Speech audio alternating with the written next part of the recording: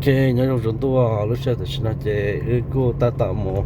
phòng soạn đã cả lọt ra dễ đó là bây giờ nữa vậy để của mà cho một bên một có chân đua ưu chế xe chân đua ưu rõ này là chỉ sẽ bên nhà đó đấy sáng từ nó chỉ cho ưu rõ và là chỉ nọc khá là bắn sáng này ạ lúc bán bao thì chỉ bắn sáng rồi này bắn sáng là chỉ quan tâm hết cho block bó xe tỏ là cho món này nó tên thôi này cho món tận nó hết chậm nó bố đã cho vào khẩu tụi đê bà ta bên đà lọ chị lo nó mà lo những tổng số hàng á lo nó chị lấy ra nói ra chữ do nên nhớ đó là tết chờ chị lấy cho nhiều bếp bếp đi nào bên không chờ mày cho bộ nó mà chị tôi ta liệu lo chị đi cho tôi dân cho họ trong nó là những cho nhiều cho tự bơ luôn nè xuân đầu thì tôi sẽ cho phát ngàn hết cho nó lo kia lại cho là thế cái trò chỉ muốn hay này vậy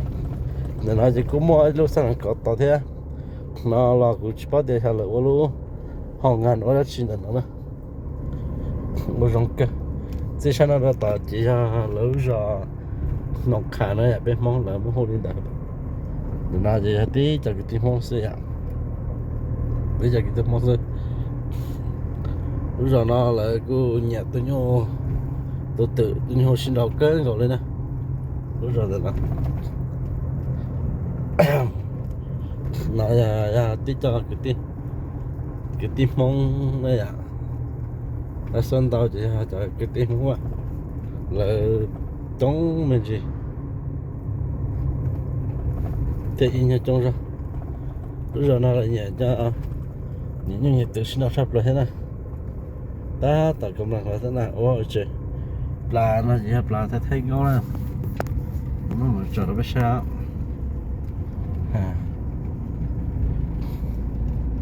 nó có bỏ bột đặc á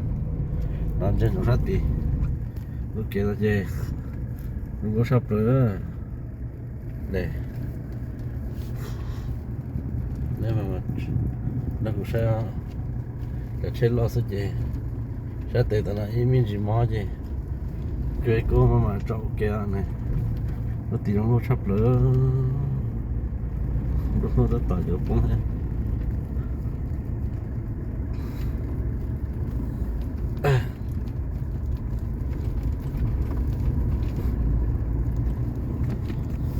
từ đây thì nó chỉ là cũng mua một tiền nắm tiền nữa nhá như từ đây một tiền sắp rồi xài nắm tiền thì thế chỉ một nó có bé cái cái nó khi nó chỉ lấy một tiền nắm tiền nữa tiền nó tiền nữa để chấm lại có một lái đó thì từ đây nào mà có trụ kia họ chỉ riêng ha chỉ có gọi là sao thì lúc sáng nó bé cô ta tại vô san thì bé lúc rồi thì nhân thì nó sẽ nên cho tí thì cái khơi lò lại chị nên bao hai tiền đủ kiện nó cho tôi là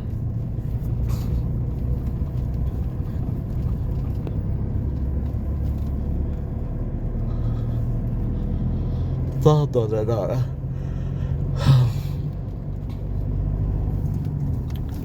họ biết rồi nào mà nếu mà tôi chẳng xử mà bấm nhau trên để nó đấy ạ chỉ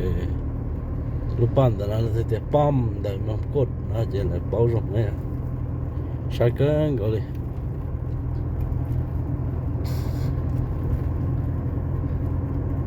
chỉ tôi xin bé cô ta tạo là chân tôi là nó chân tôi là tôi rõ nó cái dạng chỉ nó chắc nó thì nó bom tầm block của hai chị luôn là cái kia này nó bom tầm block này chỉ tôi lúc ta la bán chị luôn rồi nó còn đây là gì ha ít cho sai là tôi một cần ta la trở kia này nó cái chùa bấm màn đó cái chùa gì không nói kia đập rồi cái chuyện là nó sẽ là gì biết chế nhau thì kia là nó sẽ chế nhau dễ cái chuyện nó sẽ như kia là đã biết lúc chế nè biết lúc chế nè như kia nó biết lúc chế thì cũng ya alu chỉ lo chỉ mê nữa ha chế chế lúc tại nó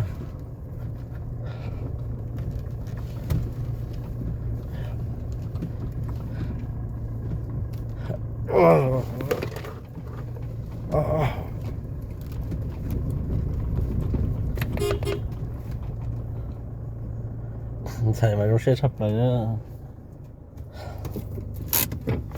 tan tôi chạy luôn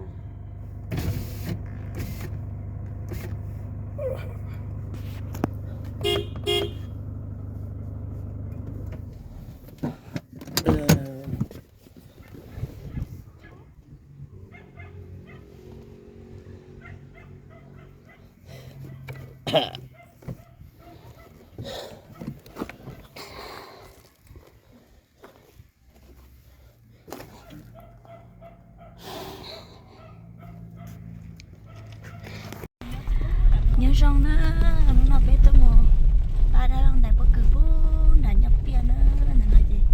tiêu cái chùa là sự in ra cái phê tiêu liêu lơ đó là một cái alo đâu đi nó đâu thì mình phê là xong một bó rễ mà ạ không có rễ thì dùng xoay thầu con đi mà đã tự xong này nó cái trao thì sẽ mua vậy ha đa vào đủ trong đó mình nói gì thắt châu đó là thắt chậu đó là cá thắt chậu hạt pen nữa cá thắt chậu ba cái thứ ta kê mua tọt tê kê mua lại bé gió tôi kiểu nó sẽ là bé trong cái chân xài trong con nữa là chỉ tôi phải cho bây giờ xài đã rồi nó cũng trong phải nói nhá tôi thông tôi có su cuộc khẩu nha ta chỉ đi cái phần đá này nó có giấy là bây giờ nó đi chỉ là con nắng kẹt thì là này nó có giấy tôi muốn trồng thì có phần đá này nó tròn được con này tôi sắp được ủ ha Nói nè, ấy thì nó có giấy là nó có giấy đây đi chạy nó. nó có giấy Hồi điện tại phải giấy là hồi cha nó. cái bù phô Thâu, nói hô à. phô lợi cho phô ta nên Hồi nè là dựng nè là chi. có ơn chia phụ nữ chia Nói thằng này nó tươi. mình tôi ba giấy nhắm bể bút khổng no được bể con này tay mà Ờ, trời gió. Cái này tại phải giấy nó. nó mới cho tôi một xíu nó mới cho bài số này cho tem có gì rất cái trong số cho tay tổng thôi chùa trong đó là trong giấy này trên tổng phương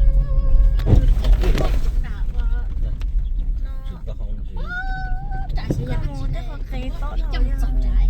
xe tao nó đừng chưa Ồ, chứ cái tàu kia nó thông á. do tại đây do mấy cô kìa hai tuổi thì nó không phải dễ đến tối đến tiêu Cái rồi gì mà, cái này sắp tế phần đá đấy. đó cái là phải cho sao thì nó Con tàu này, con đá cái nó đó. mình thể nó nát cù rồi đây một cái là cái lúc tròn rồi lại là tế rồi một cái lúc tròn là cái xong tới chết lúc tròn tiền là chết nhưng mà nay tôi cho sẵn nát cù tao nó lỏ nên là một trời về không nát nói cù này chỉ hoàn đặc bé tiêu rồi trong này nó trong đây một trơn tôi thà dần xài đẹp đấy rồi trên gì cả tôi gì quá rồi chỉ tôi sẽ xài được cái thể đồ Đây là nó đâu giờ nào cũng thể nào. đầu ba trong một thì cái thể tiêu nữa này chế tao nói tiêu tôi tàu sơ là giờ có khẩu đây đâu đấy chỉ ô sáu tộc bé hả đã có đâu sáu tộc có sáu nọ sáu thể thằng nọ trên trong có tị vào trong căn này là hai đứa sọ Giờ cứ mấy lên tới cho nên nó trở nó trở sắp bể cơ. cù à có cái là trên chân thì hấp đã giờ mua tiêm mua liêm mua อืม là trên đầu mà cù à จะติเราราคาโทรศัพท์ดีเจจึงสมปติแล้วรู้รอเตียงกันบอกอาชีพปติ đầu tiên bánh thì bột thì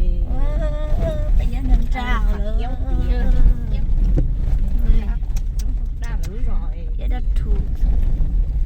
chỉ có tỷ chó tận tàu chó thế dễ bỏ ra ผมจะเจอที่จบแต่เนี่ยดูแล้วแค่ละ à chỉ thay là em rất là tiền thế sao จบ